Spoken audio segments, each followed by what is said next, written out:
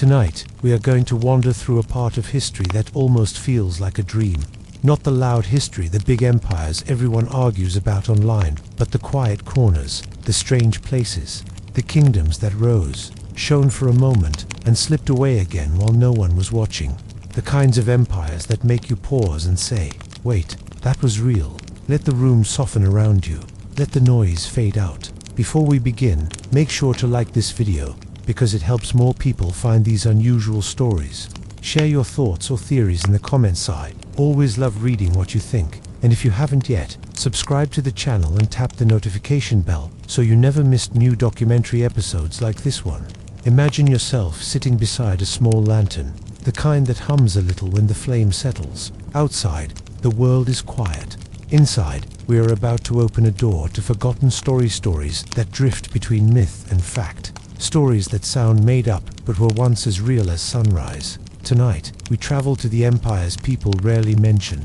No Romans, no Mongols, no Egyptians with gold covered everything, no Vikings swinging axes around, none of the usual loud neighbors of history. Instead, we explore the odd, the overlooked, the tiny but mighty realms that shaped the world in ways textbooks often skip because there wasn't enough space.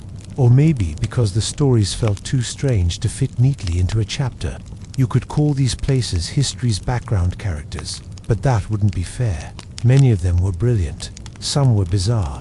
A few lasted longer than the big-name empires everybody memorizes for exams. Yet most of them were tucked far away along ocean edges, mountain ridges, deep forests, hidden deserts, and lonely islands where the world didn't always bother to look. But tonight, we look. Picture the world with the sun slipping down at the edge of the horizon. A warm, gentle dusk stretching across continents. Shadows lengthen over old ruins and forgotten riverbed. Wind moves through abandoned stone walls, the kind of wind that almost sounds like a whisper if you're tired enough. This is the hour when forgotten kingdoms breathe again. Maybe you've noticed something about bedtime. When your mind gets quiet, it stops fighting the little mysteries. It stops needing every detail to make sense. It opens up a bit. That est the perfect state for journeying through the hidden layers of the past, because these empires always follow the rules. Some of them rose for reasons nobody fully understands. Some vanished so fast the world barely had time to write down their names. Others felt like experiments, small groups of people trying something unusual just to see if it could work. Imagine doors opening across the earth. One leads to a kingdom on a Caribbean beach where indigenous rulers partnered with runaway slaves and British captains to form a hybrid monarchy, so unusual that European diplomats kept blinking at the maps.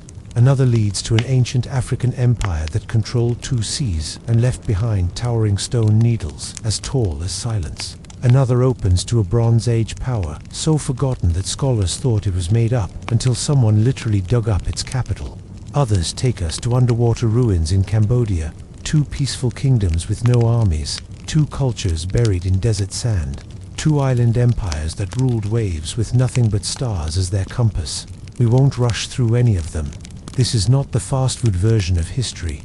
This is slow-cooked history. Let your mind wander. Let each scene unfold like a warm breeze. For now, stay here with me in this opening chapter. Let's talk about why forgotten empires matter.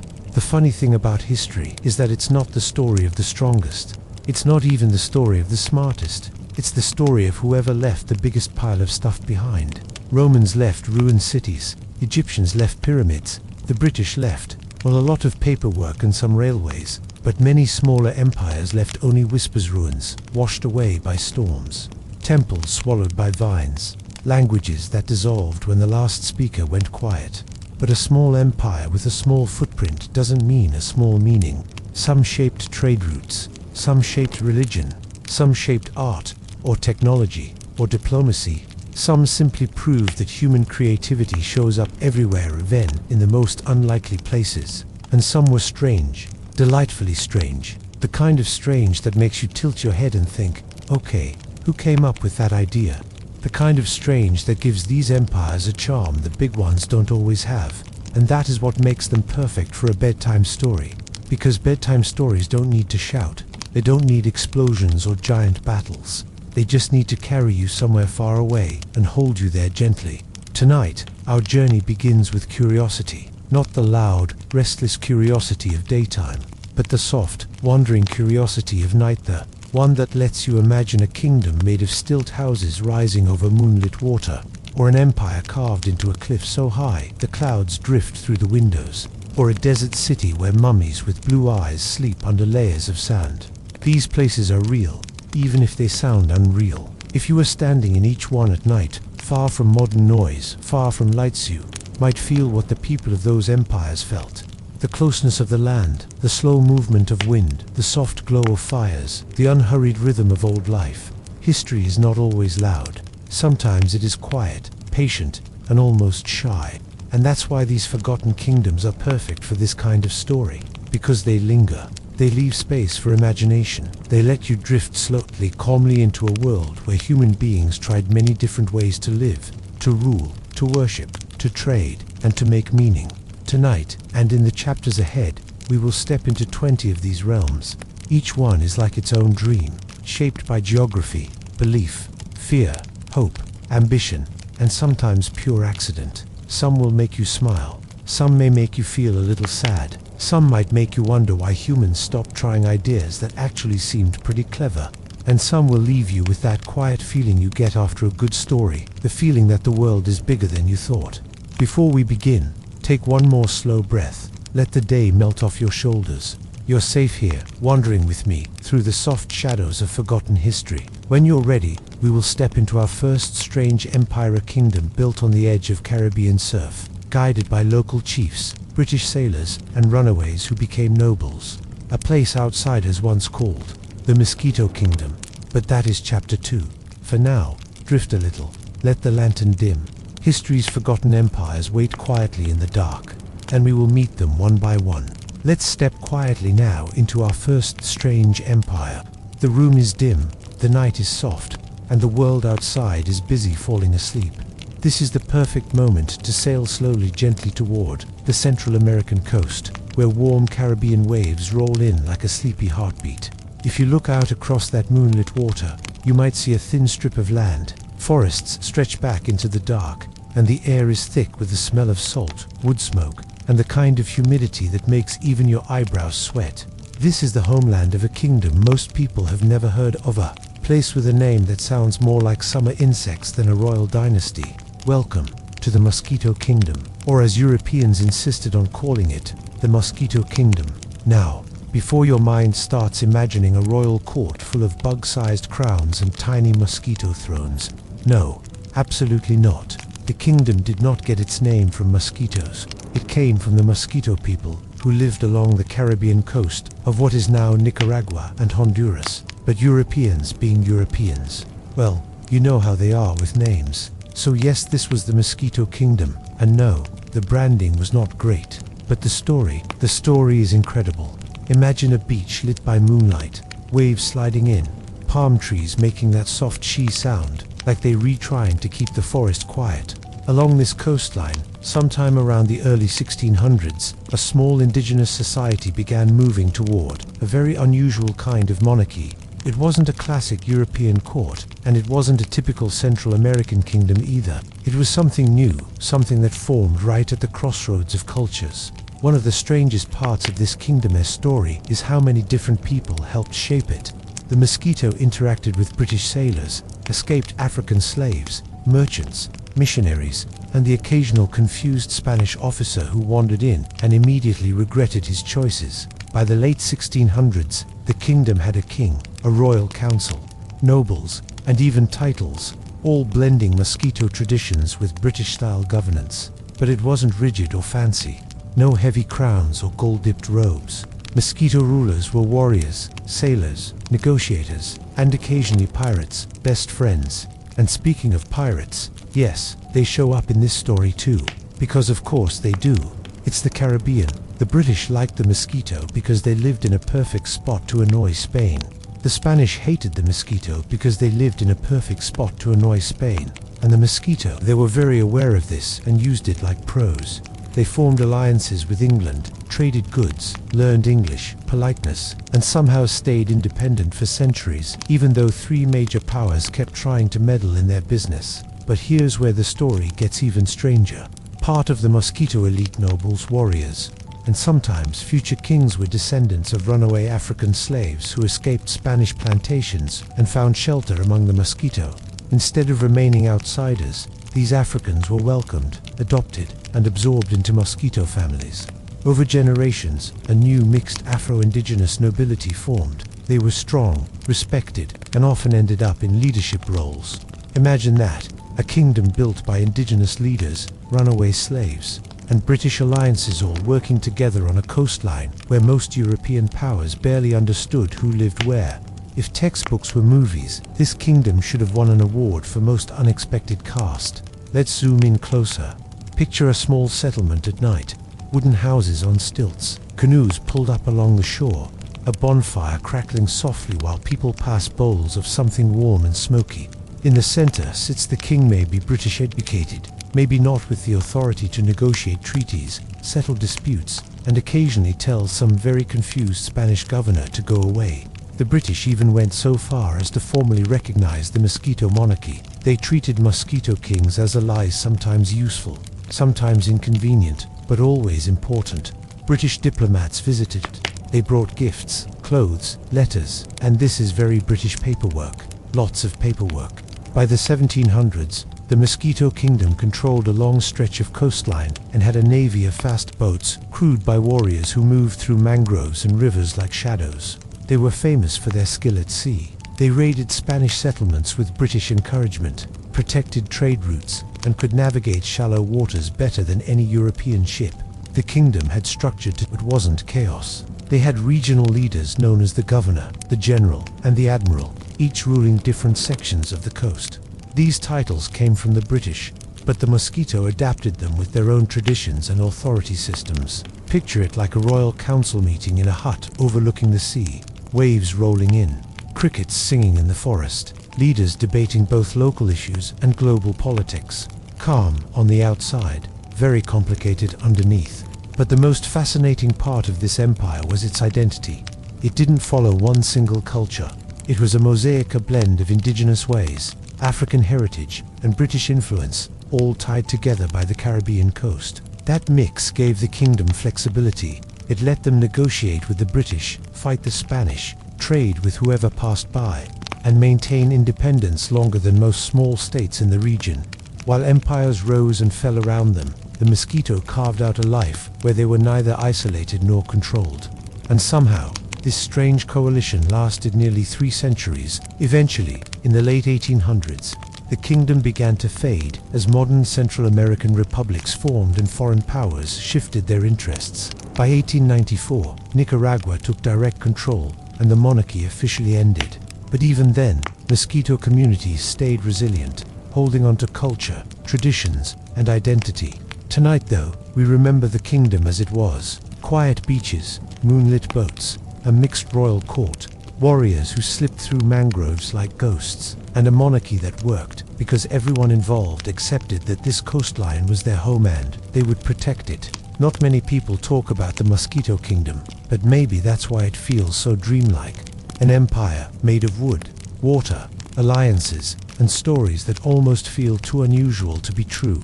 Now, breathe in, let the surf settle in your mind.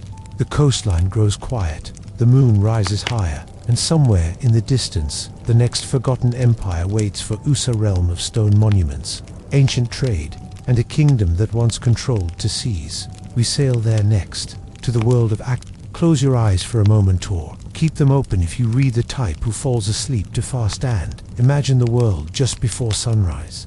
Not fully dark, not fully light, but that in-between hour where everything is quiet, like the earth is taking a slow breath before waking up.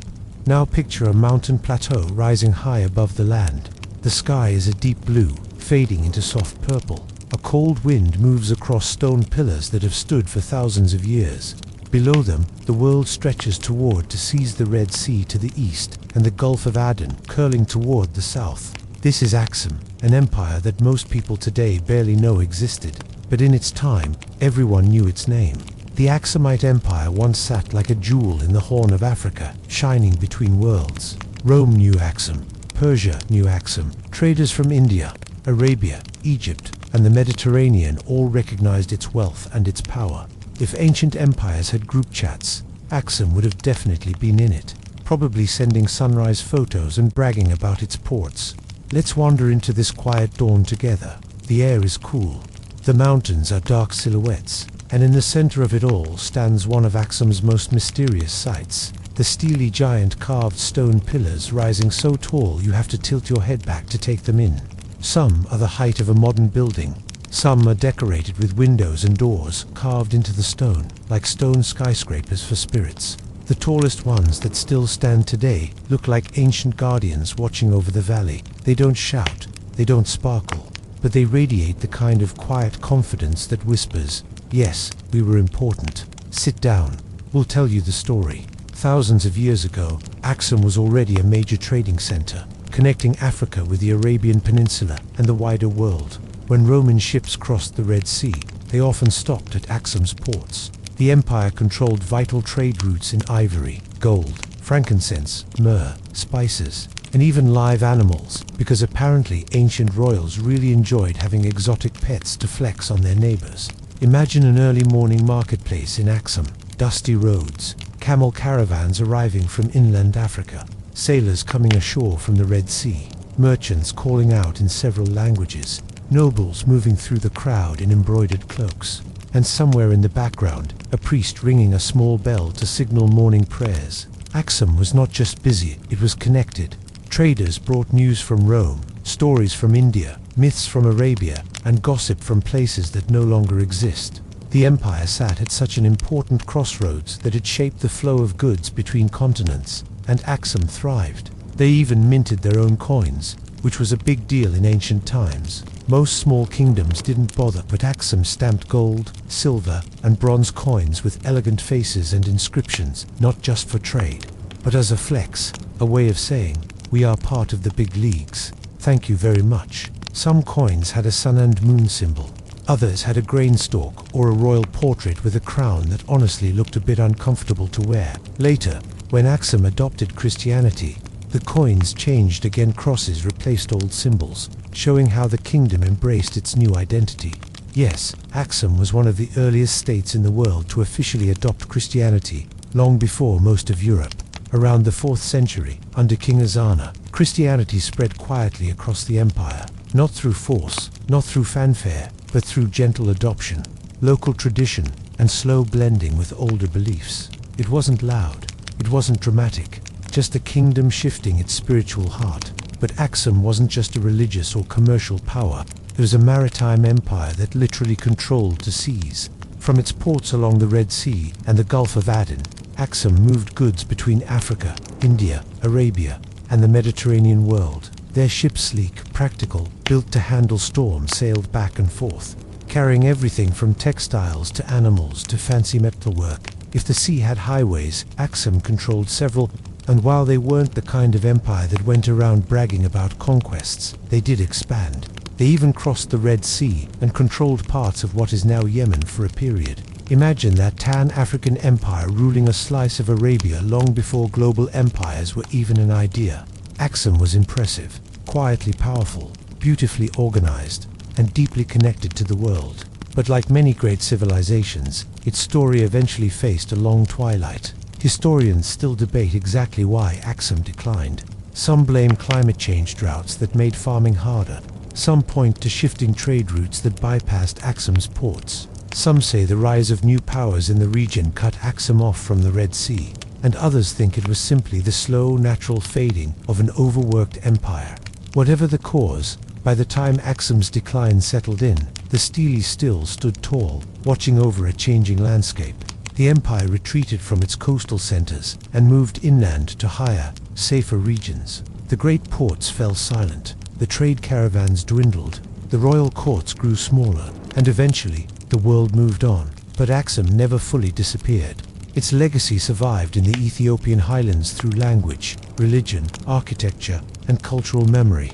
Modern Ethiopia still carries echoes of Axum throughout its identity. Tonight, though, we return to the ancient world where the sun is just now rising above the mountains, casting long shadows over the steely fields. The carvings glow softly in the orange light.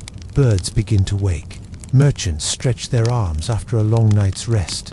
Camels grunt in complaint. A few early traders gossip about the latest news from the Indian Ocean. And in this soft dawn, Axum feels alive again.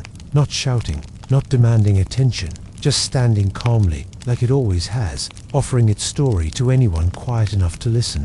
Think of how strange and beautiful this place was. An African empire minting coins, trading across oceans, adopting Christianity early, building stone monuments, still standing today, and running a multicultural trade network before most of the world even knew what a global economy was. Axum didn't need grand speeches or towering armies to be important. Its power was steady, patient, confident, like those steely rising into the sky. Take a slow breath. Let that ancient dawn fade gently in your mind. Our journey is only beginning. Next, we move to a kingdom lost for centuries, an empire so forgotten that people thought it was only a myth until someone dug it up. The Hittites are waiting, and the night is still young. Settle once more into the quiet. We're drifting away from the highlands of Axum and sliding back far back into the Bronze Age, a time when writing was young. Kings wrote to each other on clay tablets, and chariots were basically the sports cars of the ancient world. Fast, noisy, impressive, and guaranteed to make your enemies rethink their life choices. Tonight, we step into the world of the Hittite Empire, a realm so powerful that it challenged Egypt, conquered kingdoms, shaped diplomacy, and then disappeared so thoroughly that for centuries, people assumed the Hittites were nothing more than a myth, a ghost empire, a rumor, a footnote in the Bible that no one could verify. But they were real, very real. And as we walk through their story, we'll do it at a slow pace, no chariot required. Picture Anatolia, modern day Turkey under the soft light of dawn, dry plains stretching into rolling hills, wind brushing over stone cliffs. In the far distance, a city rises from the earth, Hattusa, the Hittite capital. In its prime, it had walls twisting along the rocky ridges, great gates shaped like lions or sphinxes, and temples that smelled of incense and cold stone. But for now, picture it quiet, empty, just the morning wind running through broken archways, because we're approaching it not as archaeologists digging in the dirt, but as dreamers walking through a place that once pulsed with life. The Hittites appeared around the 17th century BCE.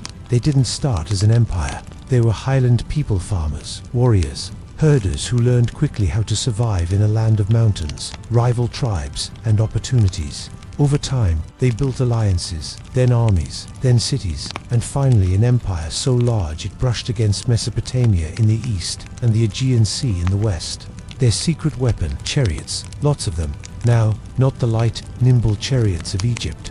The Hittites built sturdier ones with 3 men instead of 2, a driver, a warrior, and a shield holder. Imagine teams of these rumbling across the battlefields, wood creaking, horses snorting, wheels throwing dust into the air. Not exactly subtle, but extremely effective. The Hittites also had something even more dangerous: paperwork. They loved writing things down: treaties, laws, royal letters, prayers, inventories, diplomatic gossip that absolutely didn't need to be recorded, but was anyway. And they kept everything on clay tablets, thousands of them. The Hittites might have invented the first "we need better storage space" problem, but their love of documents made them excellent diplomats. They introduced a surprisingly modern idea that wars should end with signed agreements, mutual obligations, and very careful phrasing so no one gets confused later. The most famous example, the Treaty of Kadesh, around the 13th century BCE. Egypt and the Hittites clashed near the city of Kadesh. It was one of the largest chariot battles ever fought. Dust everywhere, horses everywhere, shouting warriors everywhere, probably very stressful for everyone involved. But after years of tension, both sides realized something. We are tired. This is expensive. Let's be reasonable adults. So they wrote the first known peace treaty in world history, and they made 2 copies, one in Egypt, one in Hattusa. The Egyptian version was decorated beautifully. The Hittite version was engraved on clay, but both said the same thing: we agree to stop fighting and maybe even be friends. It was a very civilized moment in a not very civilized age. The Hittites weren't just warriors and diplomats. They were also clever builders. Their gates were designed to impress. Their temples were carefully aligned with the heavens. They had a special fondness for sculpture, especially lions. If you wanted to enter Hattusa, you walked through a stone gate flanked by lions with bulging eyes saying, "Yes, we see you." They also built Yatsulakaya, a rock-cut sanctuary filled with carvings of gods marching in long lines across the stone. At sunset, the cliffs turn gold, and the figures look like they're stepping forward from another world. So the Hittites were powerful, organized, artistic, and surprisingly good at international relations. So what happened? Well, the late Bronze Age collapsed. This collapse was not one event. It was a mess of everything happening at once. Drought, invasions, earthquakes, internal revolts, migrating groups, disrupted trade networks. Think of it as history's rough patch. The Hittite Empire, stretched thin and unable to handle so many crises at once, faltered. Hattusa burned. The central government collapsed. People fled the cities, and the empire dissolved into small states that survived for a while before fading to. But here's the strange part. After the empire vanished, the world forgot it completely. For centuries, the Hittites were known only through scattered references in ancient texts, many of which were vague or confusing. Some people doubted they had ever existed. Imagine that. One of the great powers of the ancient world, erased from memory like a city swallowed by the wind. Then, in the early 20th century, archaeologists digging around central Turkey found something unexpected: clay tablets. Thousands of them, written in a language no one had seen before. And nearby, they found ruins, massive walls, gates, temples, chambers carved into stone. It was Hattusa. Piece by piece, the empire came back to life. The tablets told stories of kings, battles, treaties, religions, love poems, tax lists, everything. The city walls revealed its scale. The gates revealed its artistry. The sanctuaries revealed its beliefs. A lost empire had been found. Today, Hattusa lies quiet again. You can walk through the Lion Gate and feel the soft crunch of gravel under your shoes. You can stand amid broken pillars and hear nothing but wind. You can look across the ruins and imagine the streets bustling with people 3,000 years ago: soldiers in bronze helmets, workers hauling stone, scribes hunched over wet clay. But even in silence, the city feels alive. The stones remember. And that is why the Hittites fit so well in our journey. They were mighty but quiet, complex but forgotten. An empire built on mountains and clay tablets, lost for centuries and rediscovered one gentle brush of dirt at a time. Think of them now as you settle deeper into calm. Chariots rolling across distant plains, kings sealing treaties with careful words, steely catching the evening light, and an entire civilization sleeping beneath the earth for 3 millennia until the modern world finally whispered, "Wake up, we remember." When you're ready, we'll step into another Twilight Realm, one ruled by traders, steppe winds, and a surprising choice of religion. Dusk settles over the steppe like a slow-moving tide. The grasslands shift from gold to muted violet, and the wind carries the quiet murmur of a world that once pulsed with caravans, traders, and the guarded whispers of diplomats. In this half-light, the Khazar Empire comes into view, an unlikely, enigmatic power that thrived in the vast space between the Black Sea and the Caspian, halfway between what was familiar to medieval chroniclers and what they could barely imagine. The Khazars were a people of thresholds. Their land stood at the crossroads between the rising Islamic caliphates to the south, the formidable Byzantine Empire to the west, and the restless nomadic tribes sweeping down from the Eurasian heartlands. Few realms were as strategically placed or as misunderstood as theirs. They were both gatekeepers and traders, warriors and merchants, a confederation shaped by necessity as much as ambition. Early travelers described their capital, Itil, as a place of unusual contrasts. Wooden structures lined its riverbanks, yet stone buildings rose in the administrative quarters. Markets thrummed with languages from every corner of the known world: Persian, Greek, Arabic, Turkic dialects, Slavic tongues. The empire's wealth did not come from conquest, but from its mastery of the trade routes that cut across the steppe. Goods from distant China, spices from India, silver from the north, and textiles from Byzantium passed through Khazar hands. To control these routes was to control not only commerce, but the flow of influence between civilizations. But it was the Khazars' decision regarding religion that startled the medieval world. Sometime in the 8th or 9th century, the ruling elite adopted Judaism. It was not a gradual shift, nor was it done for missionary zeal. Instead, it was a calculated, almost diplomatic choice in an era where aligning too closely with either the Christian Byzantines or the Muslim caliphates risked becoming their pawn. By adopting Judaism, the Khazars stood apart. They carved a neutral space for themselves in a geopolitical landscape dominated by two rival superpowers, neither Christian nor Muslim, yet deeply connected to both. Contemporary writers struggled to explain this choice. Some called it eccentric, others viewed it as a bold act of political independence. Within the empire itself, the decision created a curious cultural mosaic, a Jewish ruling class presiding over a population that included Christians, Muslims, pagans, steppe nomads, sedentary farmers, and traders from every background imaginable. This diversity shaped daily life. One quarter of a Khazar city might feature a synagogue, another a Christian church, another a mosque, and yet another open shrines dedicated to older steppe deities.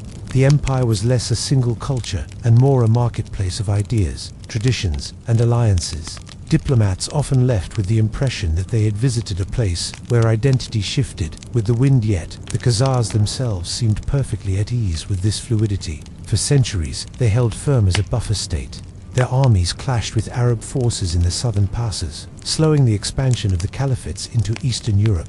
Their treaties and trade agreements supported Byzantine stability. Their fortresses anchored the volatile frontier zones that other empires could not control.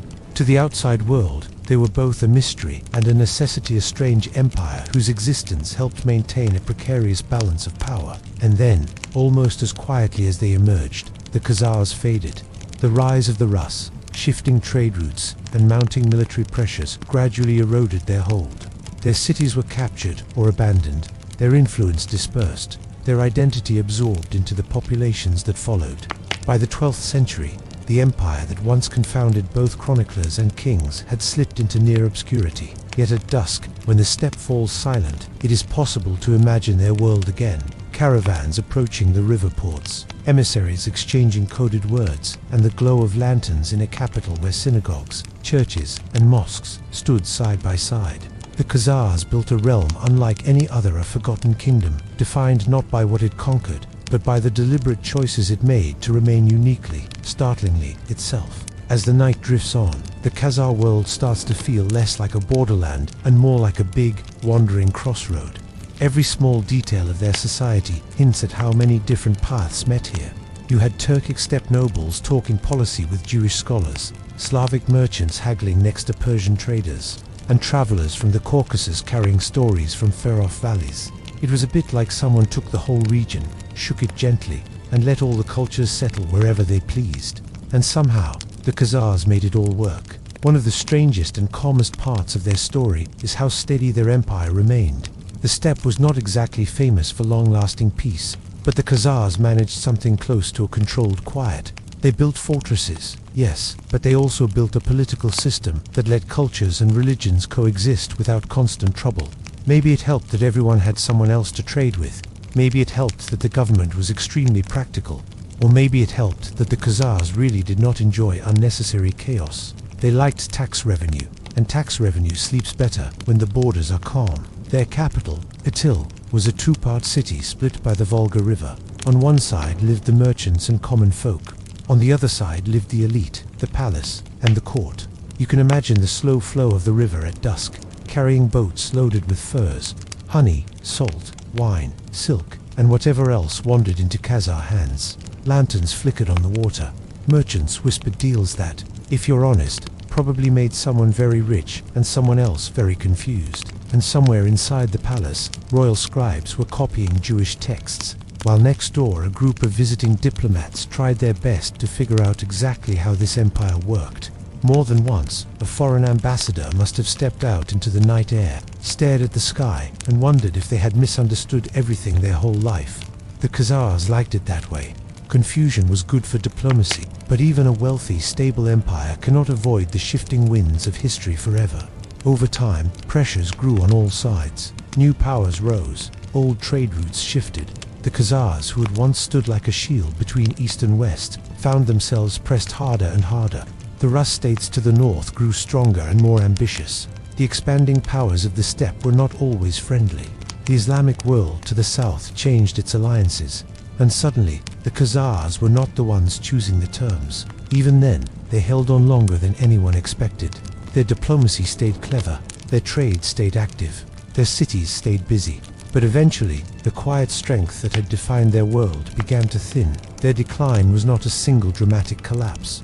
It felt more like sand slipping through fingers, slow, steady, almost gentle in its silence. By the time outsiders realized the Khazar Empire was truly gone, it had already faded into the dusk, leaving behind only traces, ruins along old riverbanks, mentions in foreign chronicles, coins with strange markings, and stories so unusual that people debated whether the empire had ever existed at all. But it did, and for a long moment in medieval history, it thrived. In the dim light, the Khazar Empire becomes a reminder that history is filled with places that do not behave the way textbooks expect, kingdoms that choose their own identity, cultures that mix instead of clash, leaders who say, "Sure, let's try something different," and then somehow make it work. As the last glow fades from the steppe sky, you can imagine the quiet outline of Itil on the river, the markets closed, the boats tied up, the palace lamps burning low, a city holding still, halfway between continents, halfway between worlds,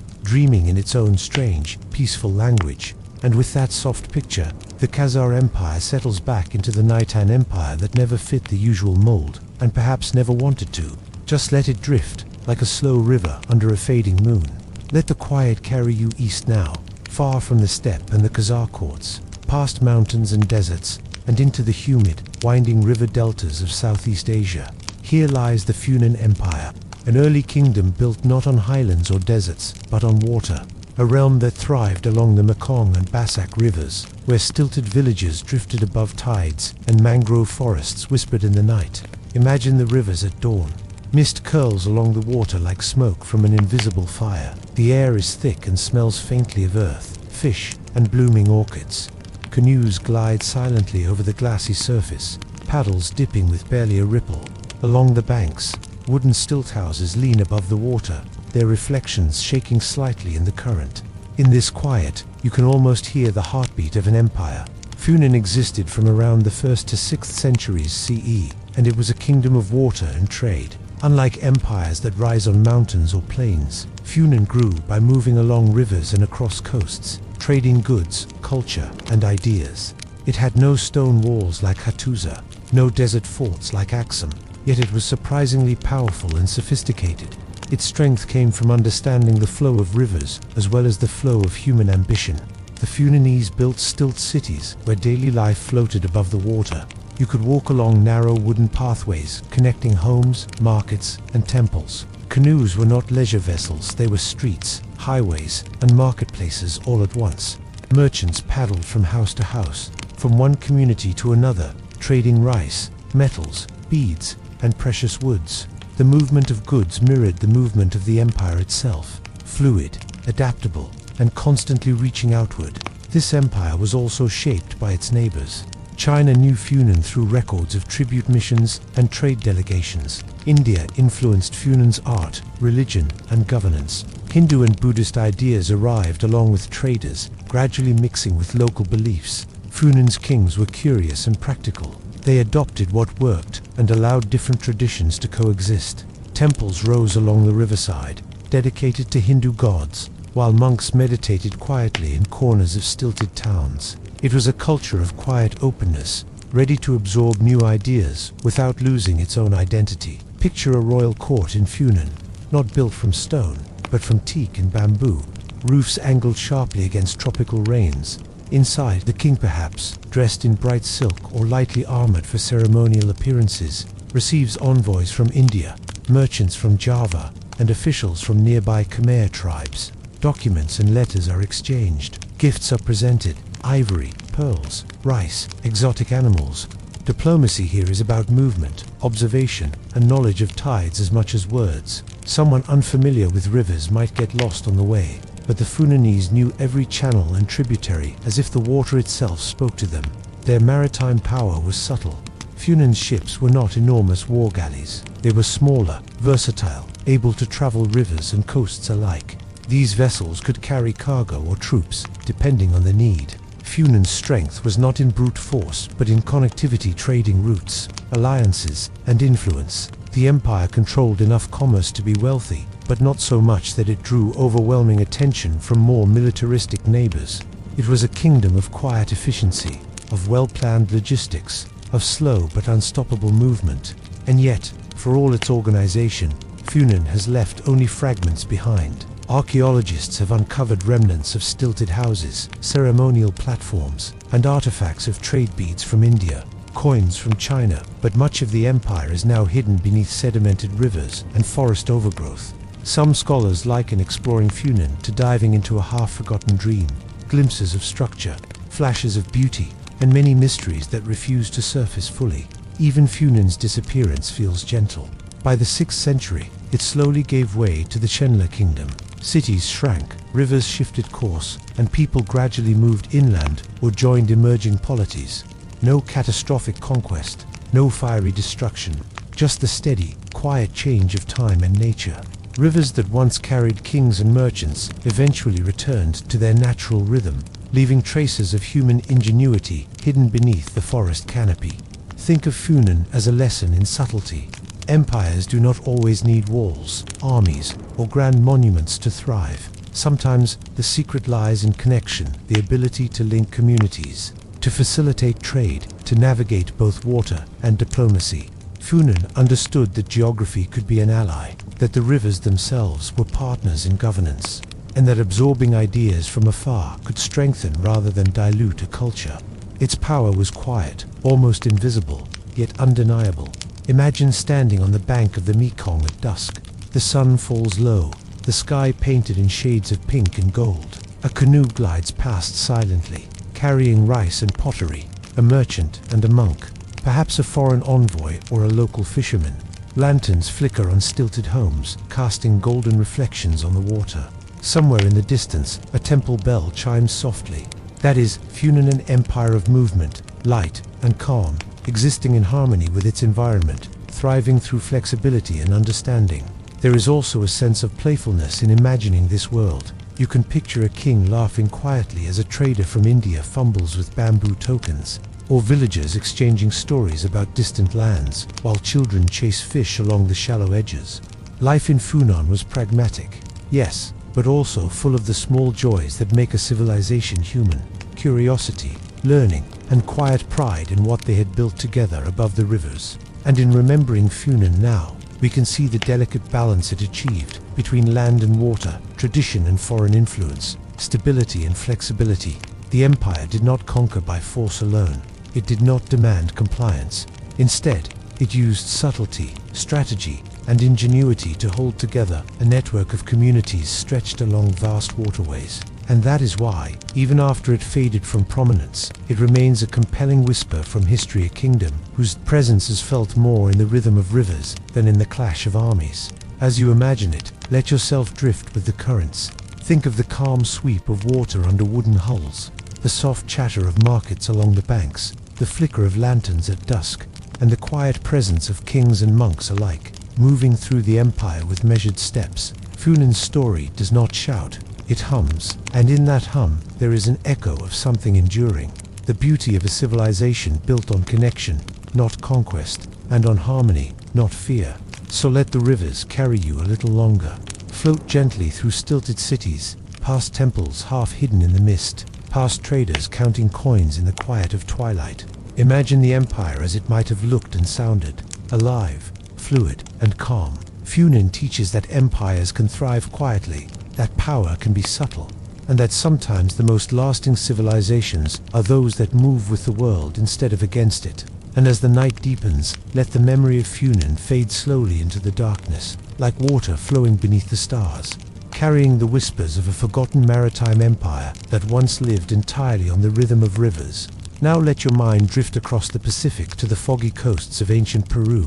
Here, along narrow valleys bordered by the Pacific Ocean on one side and towering Andean peaks on the other, flourished one of the strangest and most mysterious civilizations in human history, the North Chico, a land that seems almost designed to whisper, to hint at greatness without ever shouting about it. Picture the desert coast at dawn. A cold, salty breeze drifts off the ocean, carrying the soft roar of waves over jagged cliffs. The valleys below are quiet, dust-colored, and vast. Here and there, pyramids rise from the earth, not delicate, decorative structures, but massive, geometric mounds built from adobe, stacked carefully and left to stand in the morning light like silent sentinels. There are no frescoes, no carved stone faces, no elaborate tombs. The civilization speaks mostly in silence, Norte Chico existed between roughly 3000 and 1800 BCE, making it one of the oldest known urban societies in the Americas. Yet when archaeologists first studied it, they were puzzled. How could a civilization with no known pottery, almost no art, and no evidence of warfare build vast cities and pyramids, organize complex labor systems, and maintain settlements for centuries? It seemed impossible. And yet, the evidence was clear. Norte Chico was real, quiet, methodical, and stubbornly enigmatic. Imagine a city waking in the early morning. Workers emerge from thatched homes, carrying baskets of reeds, stones, and adobe. Together, they maintain the pyramids, repair canals, and tend to the irrigation systems that make agriculture possible in an arid landscape. Corn, beans, squash, and cotton grow in carefully tended plots along the riverbanks. There is a rhythm to the labor, a silent discipline that doesn't require spectacle. In many ways, the society is built on order and cooperation rather than coercion or military might. This is part of what makes Norte Chico remarkable. While other civilizations invested energy in walls, weapons, and conquest, Norte Chico invested energy in infrastructure and organization. The rivers were their highways, the irrigation channels their arteries, the pyramids their landmarks. Life was structured, communal, and surprisingly resilient, even without the trappings of empire that we usually expect. And yet, despite it perhaps because of its minimalism, Norte Chico thrived. The settlements were connected by trade, communication, and shared practices. Cotton, for example, was a major resource, used for fishing nets that ensured steady food supplies. Food surplus allowed specialized work, architects, builders, ritual specialists. The society grew sophisticated not through decoration or war, but through practical, collective effort. Think of walking along the plazas of a Norte Chico city. The sun rises over flat mounds of adobe, casting long shadows across open courtyards. Children chase one another while adults carry out their daily tasks. There are no statues, no murals, no elaborate art to distract from the rhythm of life.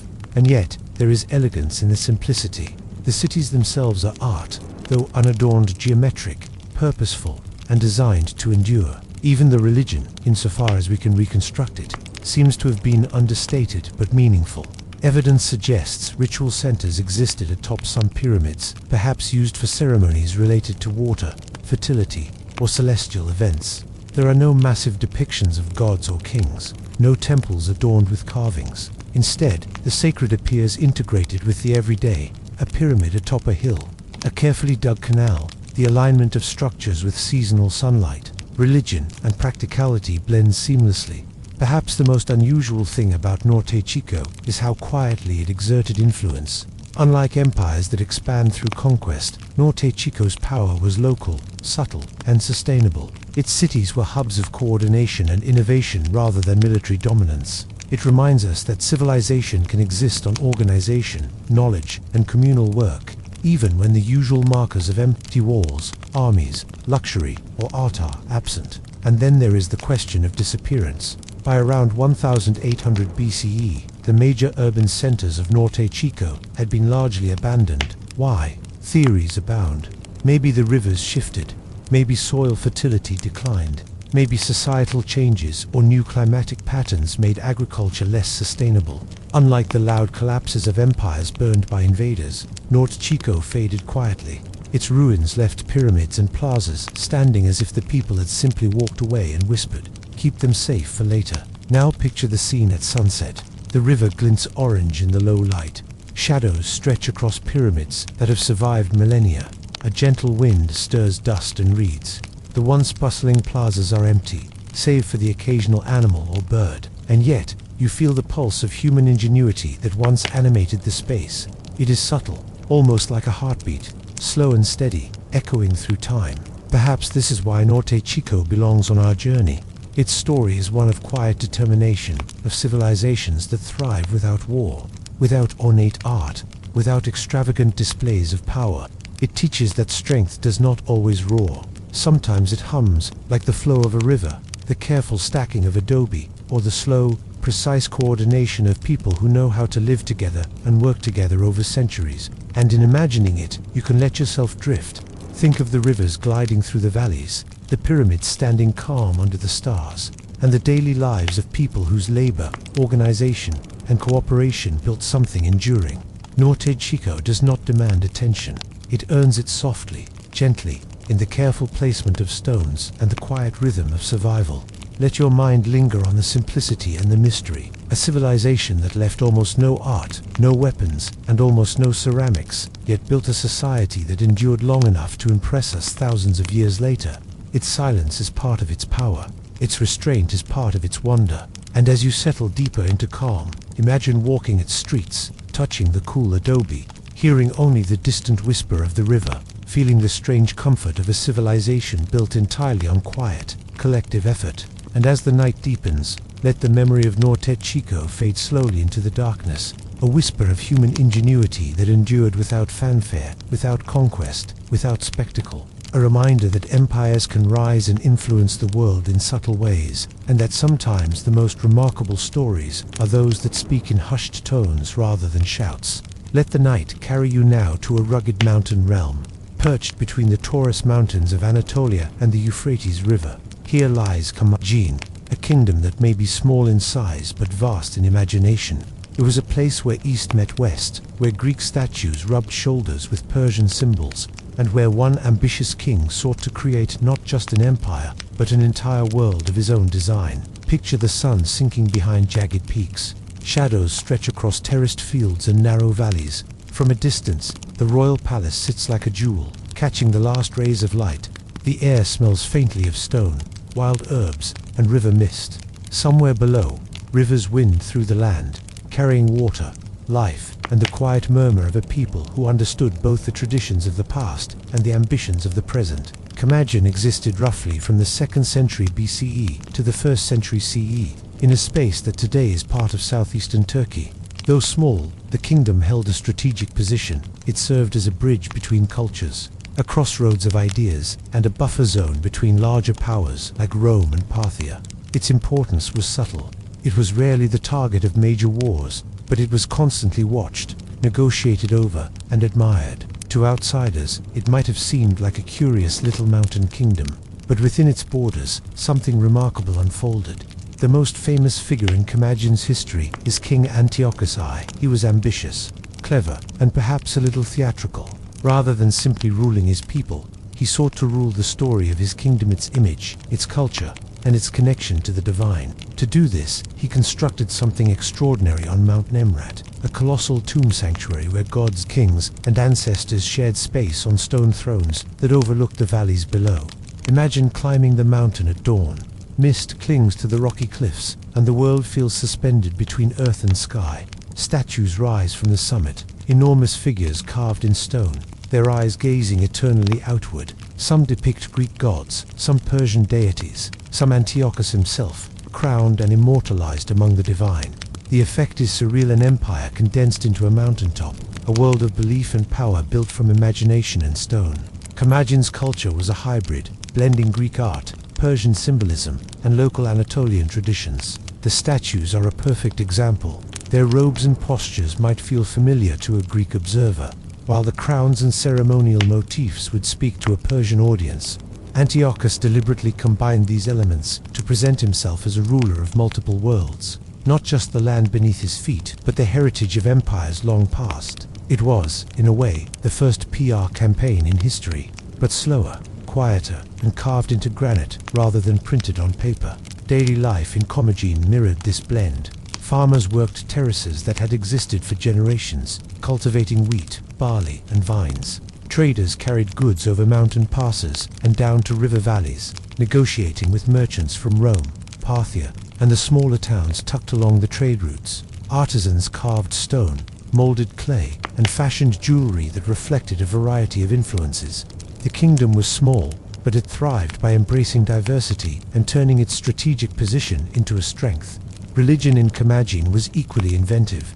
Antiochus sought to link his rule to the gods, but he also integrated local customs and ancestor worship. Ceremonies were held atop the mountaintop sanctuaries, where priests and the king performed rituals designed to legitimize authority and bind the people to a shared vision of their world. The rituals were not designed to terrify or oppress. They were performances of unity, reminding citizens that their small kingdom had a place in the vast tapestry of history. And yet, despite the grandeur, Commagene was ephemeral. By the 1st century CE, the kingdom had been absorbed into the Roman Empire. Its mountains no longer echoed with the footsteps of kings and priests. Its rivers carried fewer caravans under Commagene flags, but the mountaintop statues remain, standing sentinel over the valleys as a quiet testament to a ruler's imagination and a civilization's ambition. Picture the scene at sunset. The statues catch the last rays, casting long shadows down the rocky slopes. The wind carries the scent of wild herbs, dust, and distant fires. Valleys stretch quietly below, and you can almost hear the echoes of ceremonies, the footsteps of couriers, and the soft chatter of traders. The empire is gone, but its memory is tangibly etched into stone, weathered by centuries, yet still remarkable for its boldness and creativity. Commagene teaches something unusual about empires. It reminds us that power is not always measured by the number of soldiers, the width of walls, or the riches stored in vaults. Sometimes power is measured by imagination, diplomacy, and cultural synthesis. Antiochus, I understood this intuitively. He may not have had the vast resources of Rome or the cavalry of Parthia, but he built a kingdom that was memorable, unique, and visually striking. He created a statement that would survive long after his political power faded. Now imagine standing on the mountaintop as night falls. Stars appear in the clear sky, and the statues look even more surreal against the darkening horizon. Valleys fade into shadow. The wind whispers past the stone thrones, carrying centuries of quiet history. You can feel, almost physically, the care, thought, and audacity it took to combine traditions, cultures, and religious beliefs into a single, coherent statement of power. Commagene was small, yes, but it was deliberate, creative, and enduring in ways that might surprise anyone who judges empires solely by size or wealth. And as you settle into this vision, let your mind linger on the contrasts that define Commagene: mountains and rivers, Greek and Persian, mortal and divine. Let yourself feel the quiet thrill of imagining an empire that existed not to dominate, but to integrate, not to conquer, but to harmonize.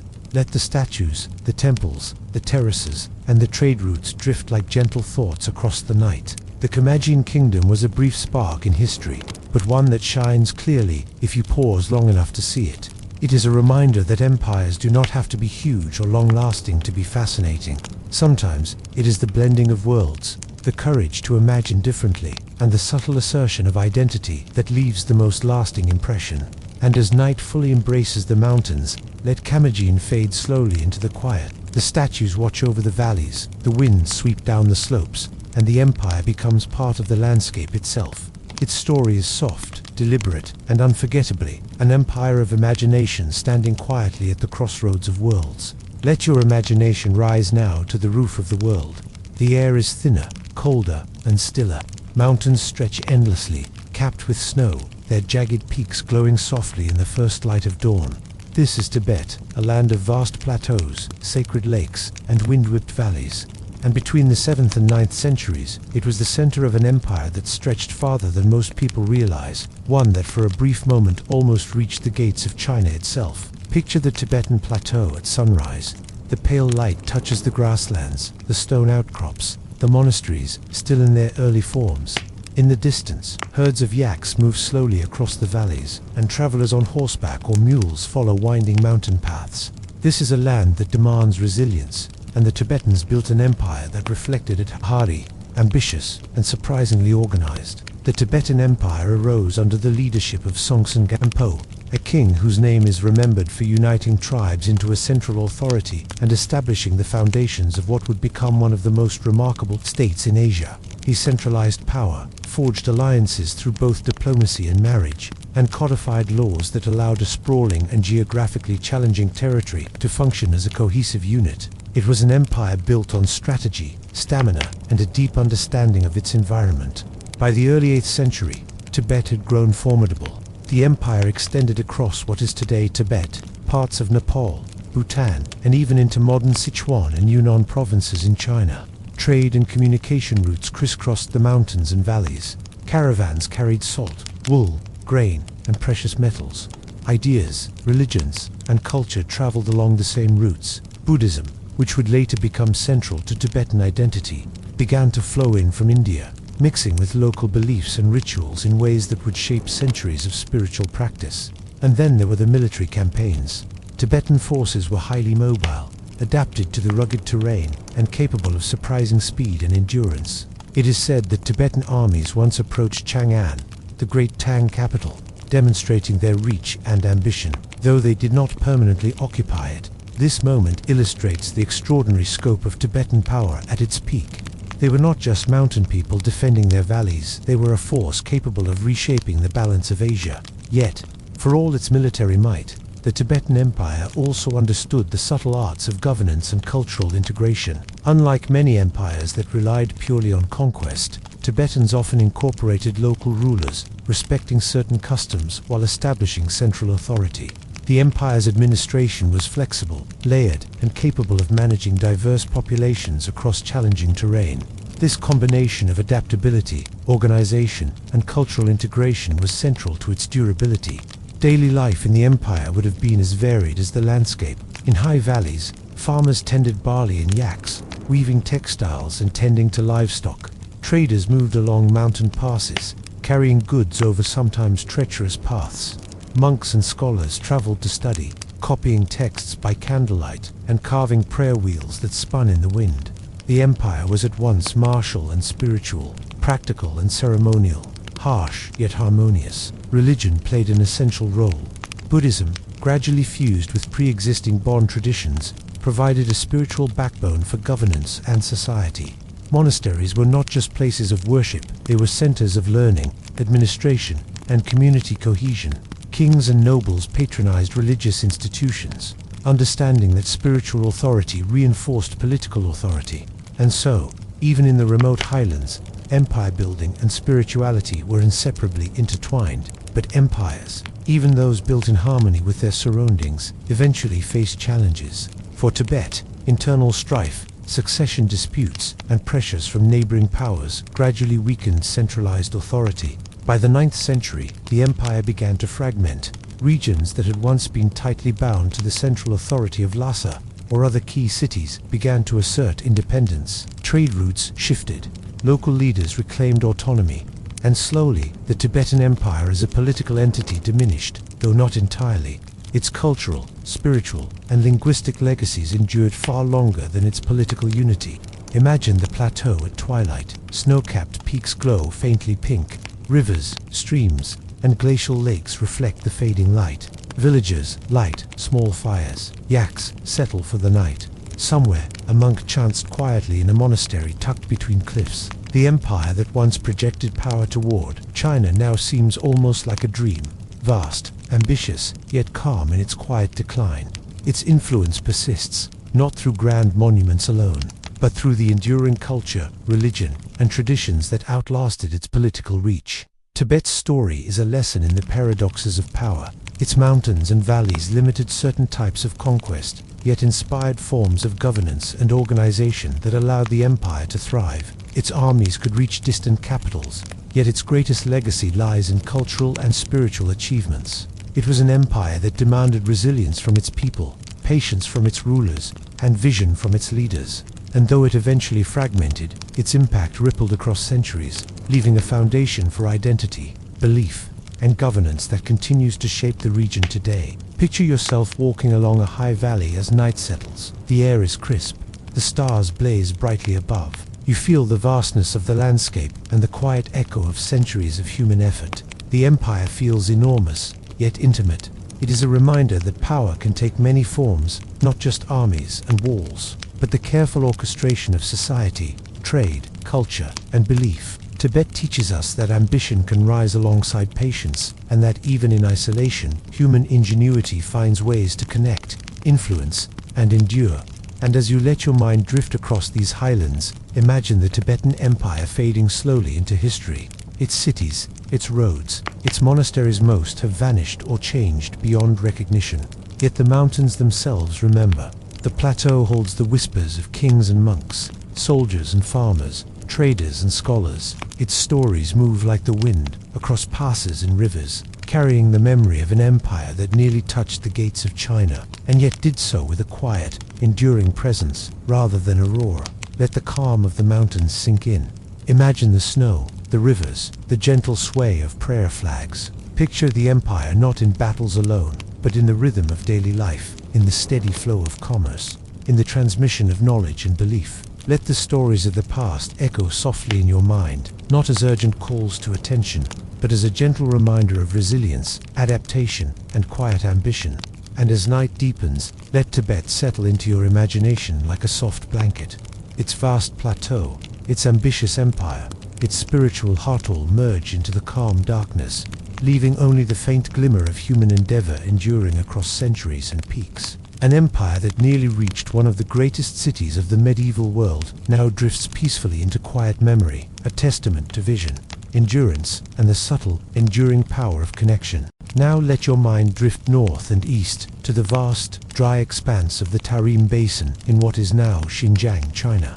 Imagine a landscape of sand and dust, broken occasionally by oases where water bubbles up from underground sources. These were not empty deserts, but homes to city-states that rose along the Silk Road long before Marco Polo or even the first great empires of China. It's a medieval period, a place where cultures collided, mingled, and thrived quietly, leaving traces that still whisper across millennia. Picture the basin at twilight. The sun dips toward distant dunes, casting long shadows across flat plains. The air shimmers from the heat of the day, then cools rapidly as the wind rises. Palm trees and red huts cluster around shimmering ponds in the oases. In the distance, camels move in slow, steady lines, their bells jingling softly. Smoke curls from small hearths, carrying the scent of cooking grains and roasted meat. Somewhere, a musician tunes a lute, practicing melodies that will drift into the cool night air. This is the Tarim Basin remote, silent, yet vibrant with human life. The people of this region were remarkable for their diversity. Indo-European in origin, they often had striking physical features, tall, fair-skinned, and red or blonde-haired so unusual that even modern scholars are fascinated by the remains found in cemeteries. These were not isolated wanderers. They built fortified towns and practiced irrigation, agriculture, and animal husbandry, creating a stable base for trade and cultural exchange in an otherwise harsh environment. Silk, spices, jade, and other treasures traveled along the Silk Road, passing from east to west and back again. The city-states acted as hubs for these caravans, offering safe harbors and markets for merchants. You can imagine the bustling yet measured activity as traders bartered in multiple languages: Sogdian, Tarkarian, Chinese, and perhaps early Turkic tongues. Each city-state maintained its independence, yet they were connected by commerce, culture, and the necessity of survival in a challenging landscape. What makes the Tarim Basin truly enchanting are the mummies preserved, not in tombs built for spectacle, but in desert sands and salt flats that naturally desiccated their bodies. These remains, some thousands of years old, tell a story of a people with extraordinary craftsmanship, clothing, and weaving skills. Linen robes, fur-lined coats, and elaborate braided hairstyles survived the centuries. Blue eyes gazed out from the past, as if the dead were silently observing the slow passage of time and the occasional wanderer who happened upon their resting places. It is almost eerie, yet profoundly serene, a civilization speaking to us across millennia without a single shout. Religion and culture in these city-states were as diverse as the people themselves. Buddhism, Zoroastrian influences, and local shamanic practices coexisted, sometimes in the same courtyard or marketplace. Temples were modest, functional, and integrated into daily life rather than towering monuments designed to impress. Festivals, ceremonies, and rituals were practical, often related to agriculture, trade, or celestial events.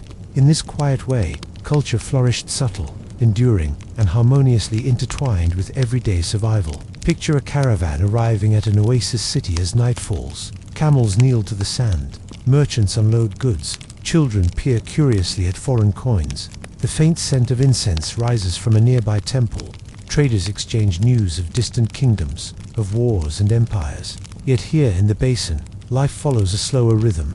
Deals are made quietly, stories are shared gently, and the hum of civilization persists, almost unnoticed by the vast desert that surrounds it. These city-states were also masters of adaptation.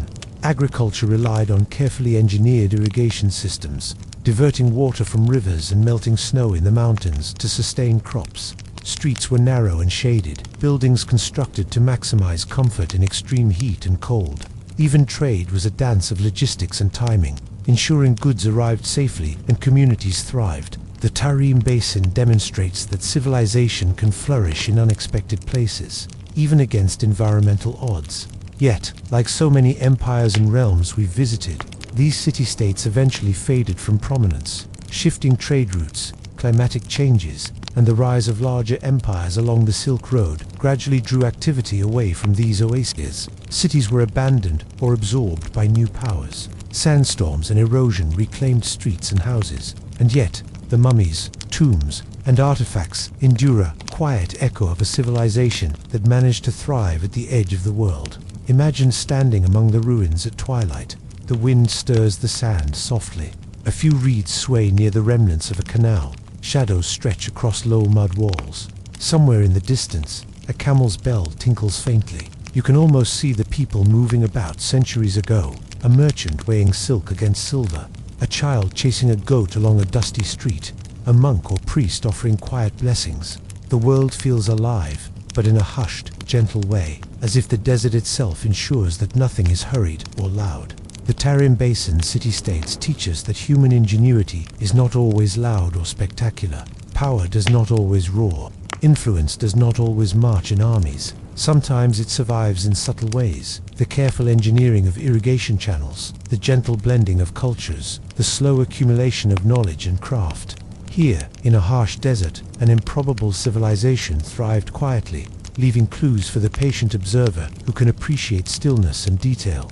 And so, as night deepens over the basin, let your mind drift across the desert sands. Picture the blue-eyed faces gazing from mummified remains, the quiet markets under lantern light, the distant sound of wind across dunes, and the soft ripple of water in hidden canals.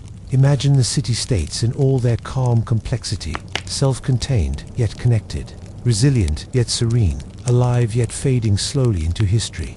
This is the Tarim Basin, a civilization that may never have conquered, never built massive monuments, never sought fame, but achieved something perhaps even more remarkably: subtle endurance, a quiet sophistication, and an enduring presence felt across thousands of years. Its story is not one of grandeur or conquest, but of human adaptation, trade, culture, and connection. And in this gentle, whispering way, it teaches that civilizations can thrive quietly, leaving legacies that speak softly but profoundly to those willing to listen. And as you let the desert night envelop you, the city-states fade gently from view, their canals dry, their streets empty, their marketplaces silent. The mummies rest undisturbed. And yet, like a river beneath the sand, their memory flows steadily, reminding us that empires do not need to be loud to endure, and that the quiet, subtle forces of human ingenuity can leave an echo that lasts across centuries. Now drift westward across the African continent, toward the lush forests and winding rivers of what is today's southern Nigeria. Here once flourished the Benin Empire, a kingdom that might surprise those who imagine medieval Africa only in terms of small tribes or distant stories. Benin was a masterclass in organization, artistry, and subtle influence, civilization that thrived quietly, yet left marks so enduring that modern visitors still pause in awe. Picture the capital, Benin City, at twilight. The streets are narrow and winding, lined with wooden houses. Smoke rises from hearths where stews of yams, fish, and grains cook slowly. Lanterns flicker, reflecting off polished bronze plaques and the dark, smooth earth of the marketplace. The city hums, gently, not with the roar of armies, but with a rhythm of trade, craftsmanship, and ritual life. Somewhere, a group of bronze casters sits in quiet concentration, melting metal over small fires, shaping figures of kings, warriors, and deities. Their hands move with practiced precision, turning molten metal into stories frozen in bronze. Benin's fame comes in large part from its artistry. The kingdom perfected bronze casting, producing plaques, statues, and ceremonial objects that record the lives of kings and court rituals. Each piece is a story in itself, detailed, lively, and precise, offering glimpses into the political and spiritual life of the empire. Yet, unlike some civilizations that shouted their glory through massive monuments, Benin's stories are embedded in objects carried, handled, and admired, subtle, tactile, and enduring. The city itself was surrounded by massive earthworks, sometimes called the Walls of Benin, stretching for hundreds of kilometers. Unlike walls meant purely for defense, these were carefully planned structures, marking the organization of land and the authority of the Orb of the King. The scale is astounding, longer than the Great Wall in total length, yet largely forgotten outside specialist circles. Walking along these walls in the imagination, you feel the quiet power of human labor and planning, a calm assertion of order in the midst of dense forest and riverine networks. Trade and diplomacy were central to the empire's endurance. Benin City was a hub where local goods, ivory, palm oil, pepper, and textiles flowed into broader networks, connecting to other West African polities and, eventually, to Europeans arriving along the coast.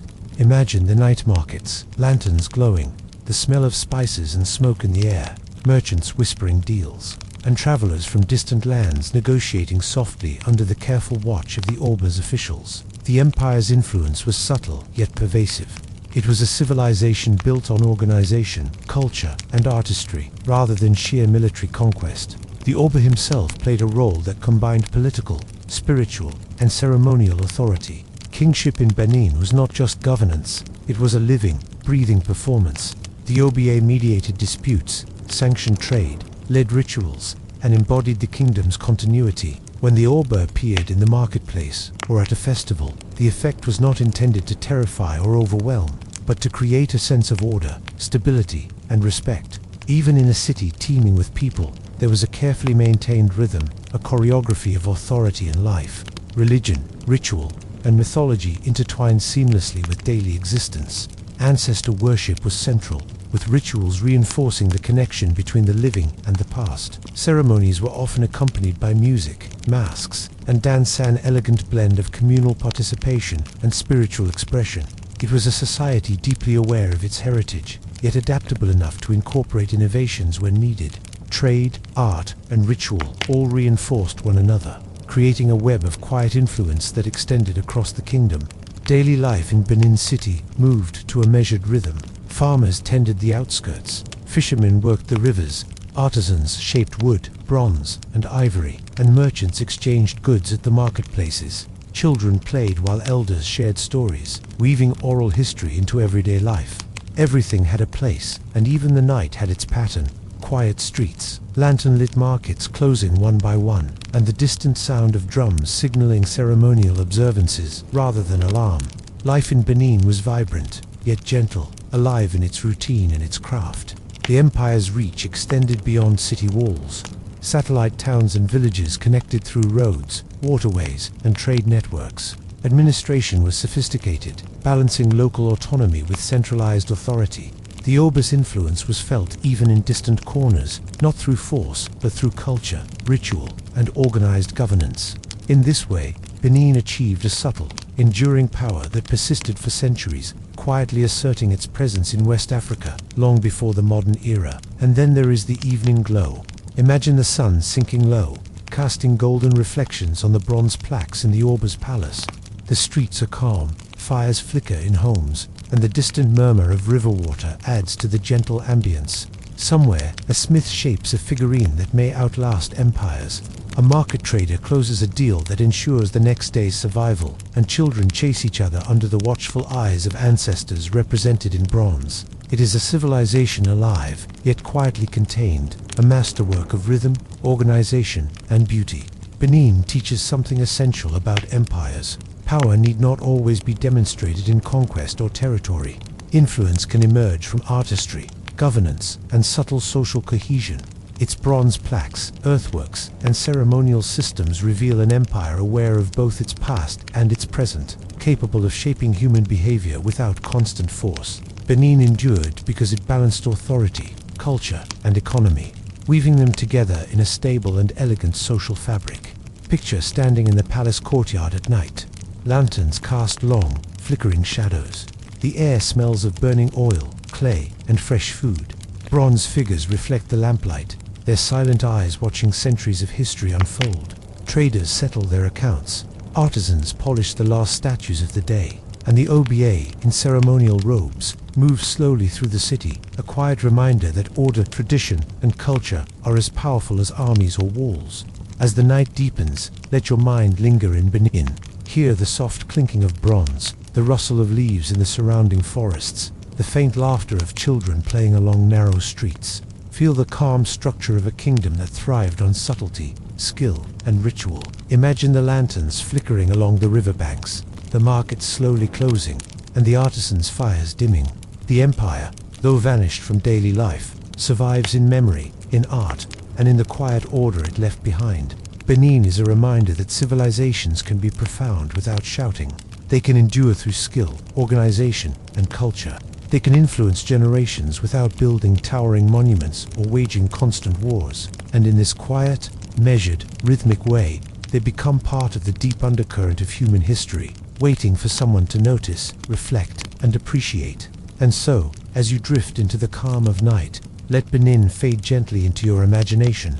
The bronze plaques glimmer softly in memory, the streets of the city grow still, and the river carries a whisper of a civilization that mastered patience, craft, and quiet authority. It is an empire of rhythm, artistry, and careful influence, a kingdom that teaches the subtle, enduring power of culture and leaves a legacy that hums softly across centuries. Now, drift southward to the dense forests and river valleys of what is today southeastern Nigeria. Here lies the NRI Kingdom, a civilization unlike most empires you may have imagined. No grand armies, no expansive conquests, no towering walls, yet a kingdom that endured for centuries, shaping the culture, trade, and spiritual life of the Igbo people. Erie is a reminder that empires can thrive quietly, built not on the strength of swords, but on influence, ritual, and a deep understanding of human behavior. Picture the kingdom at dawn. Mist hovers over rivers and fertile fields, birds call softly in the trees, and the occasional smoke column rises from thatched homes where families are preparing the day's meals.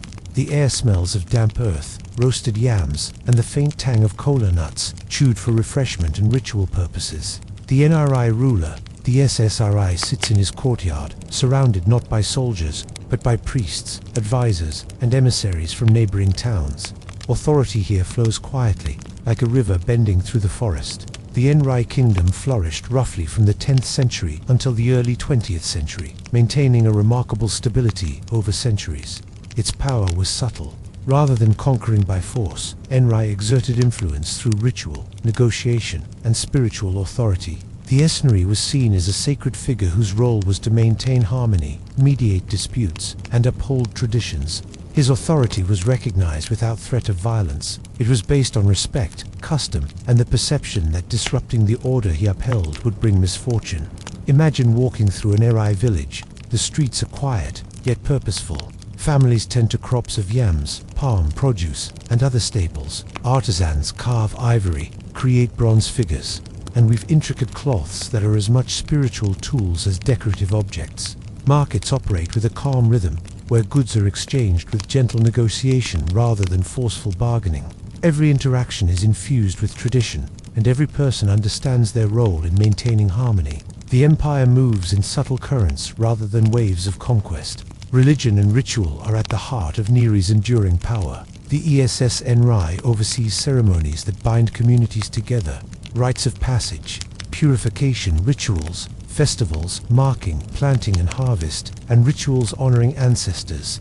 These ceremonies are not designed to intimidate or dominate, but to connect the living with the spiritual world, to ensure social cohesion, and to transmit cultural values across generations. Here, power is intertwined with morality, spirituality, and consensus, not coercion. Perhaps the most unusual aspect of the NRI kingdom is its ban on warfare. Unlike many contemporary African polities, Erai prohibited the use of force to settle disputes, even with its neighbors. Instead, emissaries traveled to mediate conflicts, using rituals, negotiation, and consensus to maintain peace. The kingdom's influence spread across Igbo lands, reaching towns and communities that recognized the authority of NRI without the need for armies. Imagine that, an empire sustained for centuries, not by conquest, but by culture, law, and the quiet power of belief. Daily life in Erai followed gentle rhythms. Farmers rose with the sun to tend yams and cassava. Artisans worked slowly, carefully, producing objects both functional and spiritual. Traders traveled between villages, carrying goods and news, while priests and ritual specialists ensured that customs were observed. Children played under the trees while elders taught oral histories, passing knowledge through stories rather than written records. Even in routine activities, the spiritual dimension was present. A planting ceremony, a blessing over a river crossing, a ritual for a newborn. The kingdom's influence extended beyond its immediate borders. Towns and villages respected Neri authority and incorporated its customs, rituals, and systems of governance. The ESSRI's spiritual power created cohesion among communities that might otherwise have been fractious or isolated. ERI's influence was not flashy, but it was pervasive. It is a reminder that stability, culture, and consensus can be just as powerful as armies, fortresses, or empires built on conquest. Now, imagine a festival at twilight. Fires glow in village squares, casting flickering light on carved wooden masks and woven mats. Drums beat a steady rhythm, not for war, but for dance, celebration, and communal connection. The Esneri and his priests perform rituals that have been practiced for generations. Children watch attentively. Traders exchange goods while quietly offering blessings to each other. The night is calm, alive, and measured, reflecting the careful balance that has sustained the kingdom for centuries. Eri's lessons are subtle but profound. An empire does not need armies to endure. Influence can spread through culture, spirituality, and law. Communities can flourish without constant conquest or coercion, sustained instead by respect, trust, and shared values. In Eri, power is measured not by borders or battles, but by the cohesion of a society and the integrity of its traditions. The kingdom reminds us that history is full of civilizations whose quiet strength shapes the world in ways that may be invisible at first glance, but endure remarkably over time. Picture yourself walking along a riverbank as night settles. The moon reflects on the calm water. Smoke from cooking fires drifts into the cool air. Children have gone to bed. Priests and elders move quietly through the villages, ensuring rituals are performed and customs maintained. The Esneri rests, his authority felt without being displayed. The empire hums softly, like the gentle flow of the river itself, a presence that is profound without ever needing to be loud. Even as centuries pass, Ri's influence persists. Though modern political structures and colonial incursions altered the region, the cultural and spiritual foundations laid by the kingdom remain deeply embedded in Igbo society. The rituals, the respect for law, the integration of spirituality into daily life, they are echoes of an empire that never drew swords, never built fortresses, and yet endured for centuries. Its story is a quiet triumph, a gentle testament to human ingenuity, patience, and the power of consensus. And as you let your mind drift fully into the calm of the Enri kingdom, imagine the forests and rivers stretching into the darkness. Hear the soft murmur of the wind through trees. See the lanterns flickering in village squares, the shadows of ritual objects swaying gently. Feel the rhythm of life moving slowly, deliberately, and harmoniously. The NRI kingdom exists in history not with a roar, but with a whisper of quiet, enduring presence that teaches us the subtle, profound ways civilizations can thrive. In the stillness of the night, let Enri fade slowly into memory. Its rivers, forests, and villages settle into darkness. The festival fires die down. The Esneri rests, confident that the harmony he has fostered will continue. And you, drifting in this quiet, can appreciate the remarkable beauty of a kingdom without warriors, a civilization built on ritual, law, and culture, whose quiet strength continues to ripple softly across time. Now, let your imagination drift to the tropical archipelago of Indonesia, where countless islands float like scattered emeralds across the warm waters of the Java Sea. Here, from the late 13th to the early 16th century, the Majapahit Empire flourished a maritime kingdom that stitched together dozens of islands into a network of trade, culture, and governance. It was a realm that knew the rhythm of the ocean, the pulse of monsoon winds, and the quiet hum of human ingenuity spread across islands. Picture the sun rising over Java. Mist lifts from rice terraces that ripple across hillsides like green oceans. Boats glide silently across calm waters, their sails catching the gentle morning breeze. On shore, markets stir to life. Merchants lay out spices, textiles, and gold. Artisans craft intricate carvings and batik fabrics, while musicians tune gamelan instruments that will fill the air later in the day. The scent of incense and tropical flowers mingles with that of roasted rice and fresh fruit. creating a sensory tapestry as rich and layered as the empire itself. The heart of Majapahit was more than its capital city. It was the intricate web of islands, ports, and communities that the kingdom connected. Its rulers understood the importance of networks of trade, diplomacy, and culture. Ships sailed not just for commerce, but to maintain ties, carry messages, and enforce agreements. From Bali to Sumatra, Borneo to Sulawesi, the empire's influence reached far, binding diverse peoples through mutual benefit, respect, and shared identity. It was a federation of islands as much as a kingdom, and the seas themselves became highways of unity rather than barriers to connection. Central to Majapahit's identity was its court in Truolan, a city alive with ceremony and artistry. Palaces rose among gardens, ponds, and carved stone temples. Officials moved with purpose, observing rituals that blended Hinduism and indigenous beliefs. Kings and nobles performed ceremonies not just for divine favor, but to reinforce the social fabric that held the islands together. Music, dance, and storytelling wove history, morality, and culture into daily life, reminding citizens of their shared heritage even across vast distances. Imagine a festival at the capital. Lanterns float on water, gamelan rhythms echo across courtyards, and dancers move gracefully in elaborate costumes. Merchants bring spices from far-flung islands, while priests bless the harvest and recite sacred texts. The scene is orderly yet alive, full of quiet energy that sustains both commerce and community. Authority in Majapahit was felt, not forced. Power flowed through ritual, trade, and culture, binding the kingdom together in ways that armies alone could not achieve. Maritime trade was the lifeblood of Majapahit. The empire's ships carried cloves, nutmeg, sandalwood, rice, and textiles across the archipelago and beyond to India, China, and even distant ports in the Middle East. Sailors and merchants navigated by stars and monsoon winds, moving goods, ideas, and culture between islands. These networks sustained wealth, diplomacy, and influence, allowing Majapahit to project power without needing massive armies on every shore. The kingdom's strength was its understanding that the ocean could unite rather than divide, that connection could replace conquest.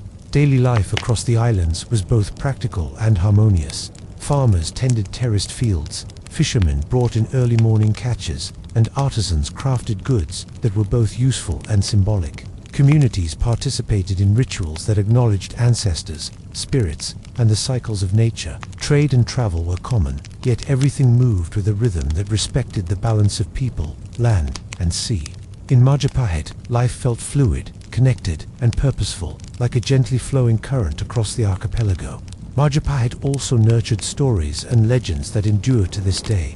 Epic poems, known as Kakawin, recounted the deeds of kings, gods, and heroes. These works blended history, myth, and moral guidance, shaping the culture of the islands in ways that outlasted the empire itself. Storytelling was not entertainment alone.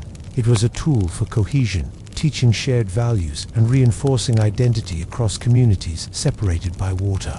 The kingdom's legacy is carried not just in artifacts, but in narrative memory that continues to ripple through generations. Consider a night in Truolan. Lanterns cast flickering reflections on compounds. The air smells of incense, roasted rice, and wet earth. Ships are docked quietly, their crews resting after long voyages. Musicians practice gamelan rhythms, and dancers rehearse movements that honor both gods and ancestors. Traders recount tales from distant islands, sharing news and spices in low voices. The kingdom is alive, but in a measured, gentle way, a harmony of commerce, culture, and ritual that has kept this empire thriving across an ocean of possibilities. Majapahit teaches us something special about empires. Size and conquest are not the only measures of power. Influence can spread quietly through trade, culture, and shared identity. Geography need not limit ambition. In fact, it can inspire it. The kingdom mastered the archipelago, not by war, but by understanding connection of people, goods, and ideas. This quiet genius allowed Majapahit to endure, leaving behind a legacy both tangible and intangible. The ruins of temples, the memory of rituals, the words of poets, and the subtle currents of cultural influence that still flow across Southeast Asia. Imagine the waves at night, lapping gently against the hulls of moored ships. Stars shimmer above the islands, reflected in calm lagoons. Lanterns flicker in the villages. Traders, artisans, and monks move quietly through the streets. Somewhere, a story is told, a ritual performed, a song played. The empire's pulse is soft yet steady, measured not by conquest, but by cohesion, commerce, and shared culture. Majapahit exists not in a roar, but in rhythm, flowing silently through the islands and across history. And as you drift into sleep with the vision of Majapahit before you, imagine the islands as a vast, connected web. The ships float gently on the waves. The rice terraces glimmer in moonlight. The gamelan music fades into the night. Lanterns wink softly along riverbanks and ports. The empire, though gone, persists in the invisible networks it created, in the stories it inspired, and in the quiet understanding that connection, collaboration, and culture can bind islands and people together across oceans. Majapahit is a reminder that empires do not need to dominate with force to endure. Their power can be measured in networks, rituals, trade, and cultural memory. The kingdom shows that patience, insight, and subtle influence can shape generations, spanning islands, seas, and centuries. And in this calm, reflective way, the story of Majapahit drifts gently into the night, leaving only the soft echo of human ingenuity harmonizing with the rhythm of the world. Now, let your mind drift to Central Asia, where deserts meet mountains and rivers carve pathways through wide plains. This is the world of the Kushan Empire, which flourished roughly between the 1st and 3rd centuries CE. It was a civilization at the center of everything: trade, culture, art, and religion. Imagine an empire that existed at the crossroads of Rome, India, Persia, and China, a place where goods, ideas, and beliefs moved freely, quietly shaping the world. Picture the plains at dawn. The sun illuminates dry grasses, distant mountains, and winding rivers. Camel caravans trudge along well-worn paths, laden with silk, spices, gemstones, and coins.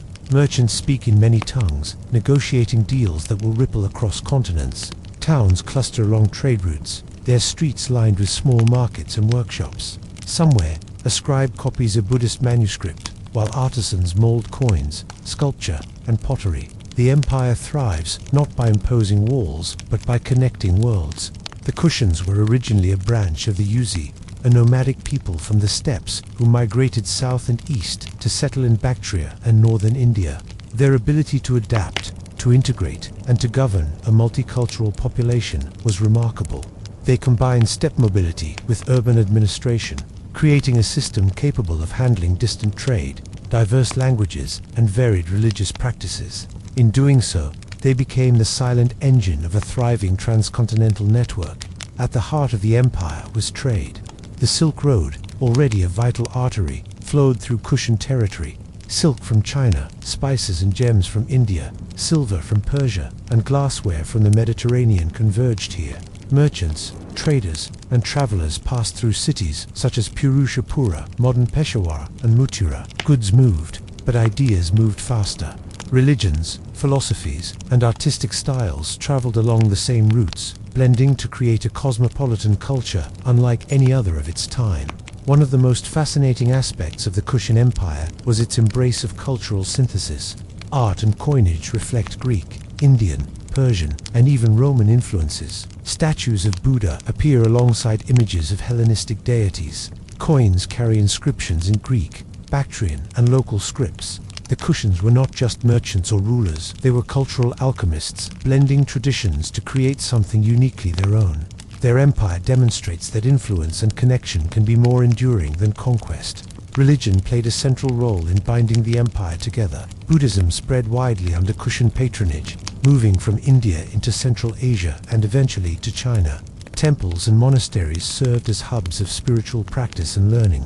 Pilgrims traveled long distances, carrying texts and relics, while artisans created statues and reliefs that merged multiple artistic traditions. Yet Buddhism coexisted with local deities, Zoroastrian practices, and other religious traditions. The empire thrived in a delicate balance of belief, respect, and coexistence. Daily life across the Kushan realm was a mixture of city bustle and quiet countryside. Farmers tended wheat, barley, and rice in irrigated fields. Artisans shaped metal, clay, and wood into goods both practical and ceremonial. Merchants traveled caravan routes, navigating deserts, mountains, and rivers to deliver spices, silk, and jewels. And somewhere, scholars recorded knowledge, copied manuscripts, and observed the stars. Life was practical, structured, and deeply interconnected with trade and culture. Each village, town, and city forming part of a broader human network. Imagine standing at a cushioned crossroads at dusk. Caravans pause near a river, camels kneeling as traders unload goods. Merchants converse softly in a dozen languages. Artisans finish casting coins while children watch. Fascinated, monks and priests offer prayers and blessings for safe travel. Smoke from fires curls into the cool evening air. The empire hums gently, not with the roar of conquest, but with the rhythm of commerce, culture, and ritual. It is a living, breathing network of human ingenuity.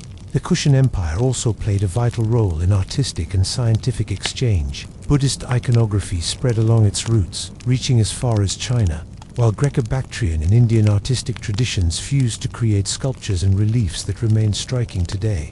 Coinage reflects trade and governance, inscriptions documenting rulers, economy, and faith. Knowledge medical, astronomical, and mathematical traveled alongside goods, quietly shaping societies far beyond the empire's borders. Influence, here, is measured not by territory alone, but by cultural resonance and connectivity.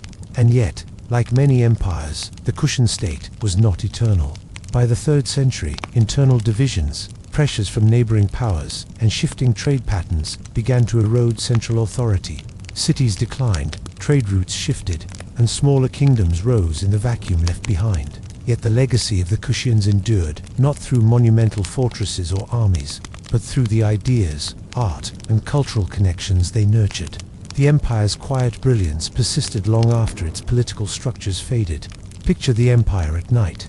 The sky is wide and dark, stars glittering above the mountains and deserts. Fires glow softly in towns and villages. Caravans rest, camels breathing steadily. Monks and scribes work quietly by candlelight, copying texts or meditating. Coins, sculptures, and manuscripts sit in workshops and temples, recording the empire's presence for generations yet to come.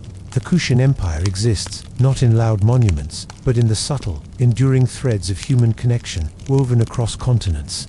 The Kushans remind us that empires can thrive on movement, exchange, and synthesis rather than sheer military might. They demonstrate that influence can be built quietly through commerce, culture, and religion. Their legacy is in the blending of traditions, the networks of people and ideas, and the enduring spread of knowledge and belief. The empire teaches us that the most lasting forms of power often operate silently, quietly shaping the world for centuries.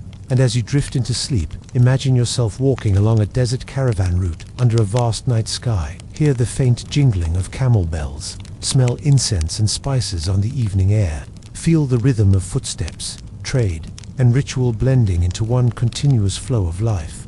The Kushan Empire fades gently into memory, leaving traces not as walls or armies, but as a crossroads of everything culture, religion, trade, and human ingenuity, quietly enduring across centuries.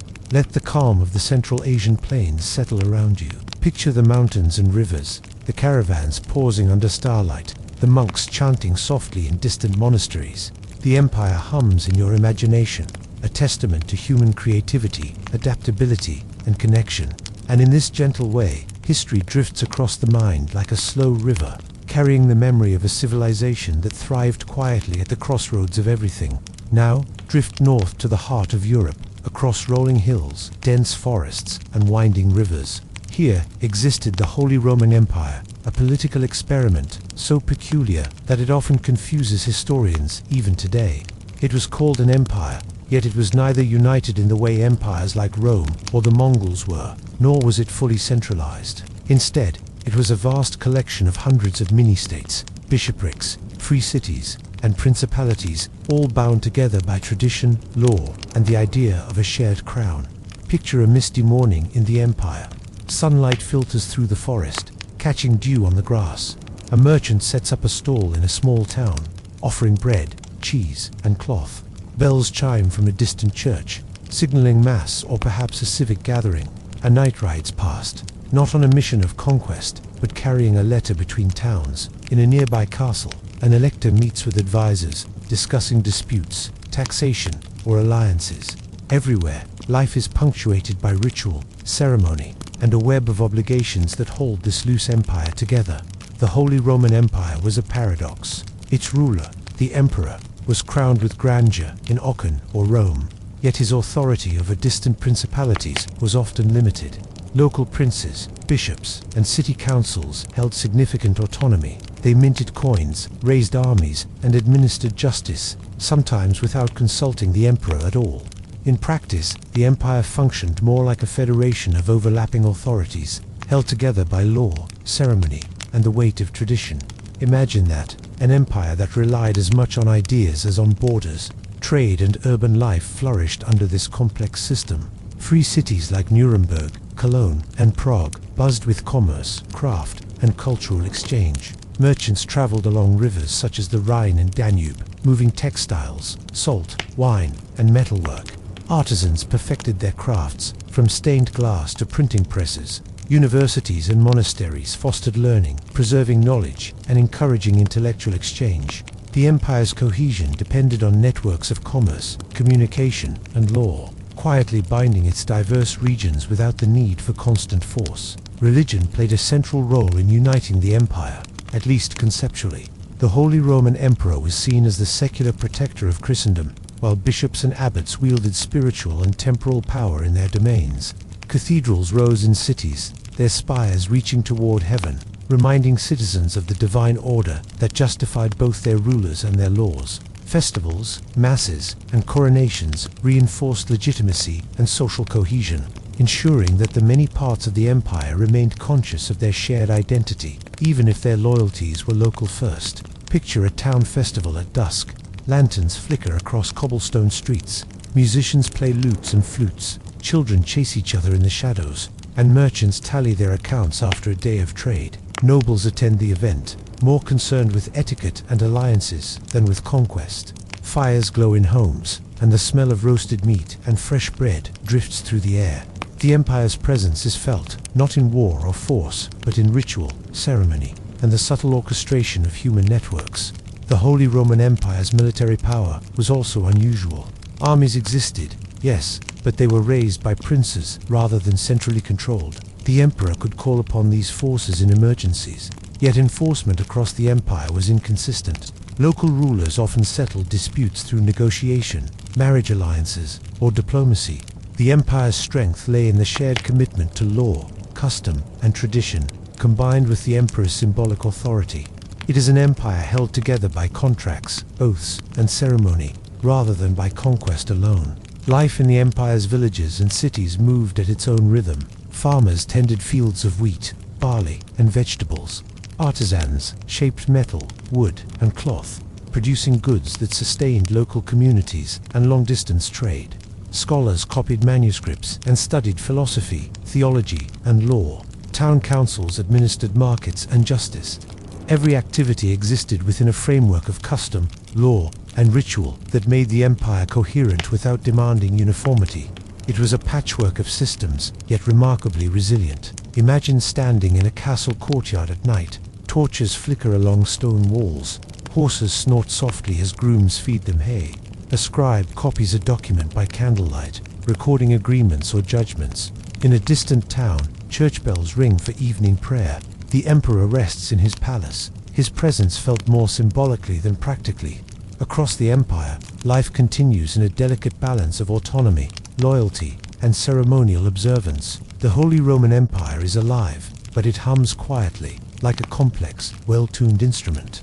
One of the most fascinating features of the empire is its persistence. Despite internal divisions, rivalries, and occasional warfare, the Holy Roman Empire endured for centuries from the coronation of Otto I in 962 until its dissolution in 1806. Its longevity was not a product of military might or centralized bureaucracy, but of culture, law, ritual, and symbolic authority. The empire's structure taught flexibility, negotiation, and coexistence, proving that complexity and subtle influence can be just as powerful as conquest. Consider a winter night in the empire.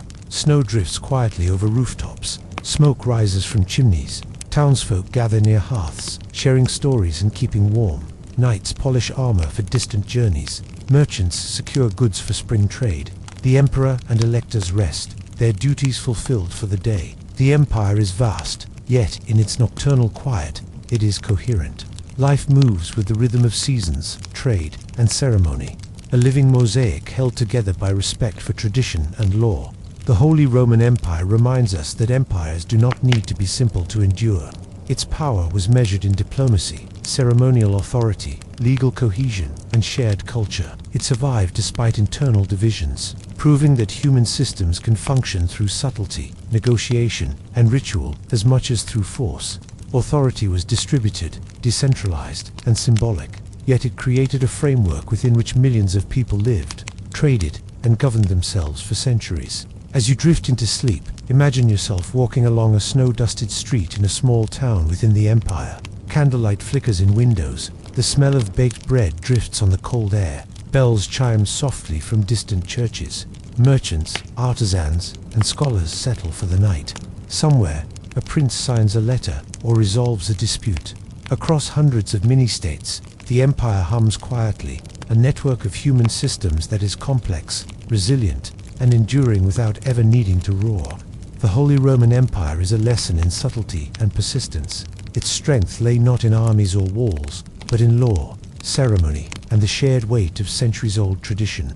It endured because it allowed diversity within unity, autonomy within loyalty, and negotiation within hierarchy. And as the night deepens, let its quiet, complex presence linger in your imagination, a reminder that empires, like people, can thrive in subtle, patient, and carefully orchestrated ways. Now, journey southwest to the vast arid expanses of the Central African Sahel, where the shifting sands of the desert meet the waters of Lake Chad.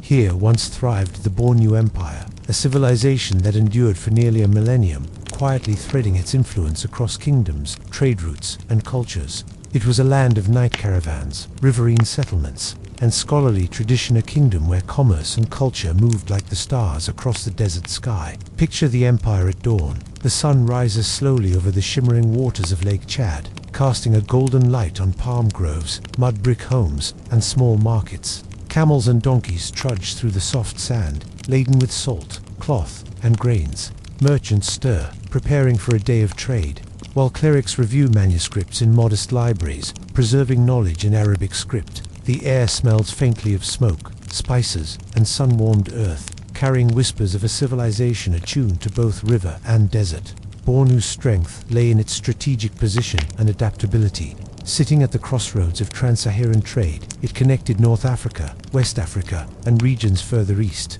Salt, gold, textiles, and other goods flowed along its caravan routes, carried across deserts by night to avoid the sun's harsh glare. These night caravans were more than commerce, they were lifelines, connecting people, ideas, and wealth across vast, sparsely populated landscapes. The desert, often seen as a barrier, became a pathway for connection and influence. At the heart of Bornu's power was governance steeped in law, literacy, and ritual. The Bornu dynasty, which ruled for centuries, maintained authority through a combination of diplomacy, tribute, and religion. Leaders were scholars and judges as much as they were political figures. They mediated disputes, ensured fair trade practices, and oversaw the spiritual life of their people. The empire relied on institutions that were both practical and symbolic, blending justice, faith, and administration into a cohesive, enduring structure. Imagine walking through a Bornu market at sunset. Merchants call softly, weighing salt and gold. Potters shape clay into vessels, and weavers finish intricate cloth. Travelers from distant lands arrive with exotic spices, beads, and tales of faraway kingdoms.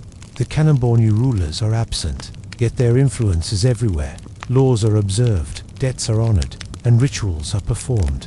The empire functions not through fear, but through respect, tradition, and shared understanding, a system held together by trust and centuries of careful governance. Education and literacy were pillars of Bornu society. Arabic scholarship thrived, particularly in cities like Ingazagamu, where libraries preserved texts on law, astronomy, medicine, and theology. Students studied by candlelight, copying manuscripts and debating ideas, while clerics advised rulers on matters of justice and diplomacy. Knowledge was both practical and spiritual, providing guidance for daily life, trade, and governance. The empire's endurance depended not only on trade and diplomacy, but on the careful cultivation of intellectual and moral authority. Daily life in Bornu moved with measured rhythm. Farmers tended millet, sorghum, and date palms along riverbanks. Fishermen worked Lake Chad's waters. Traders prepared for the night caravans, meticulously packing goods and planning routes.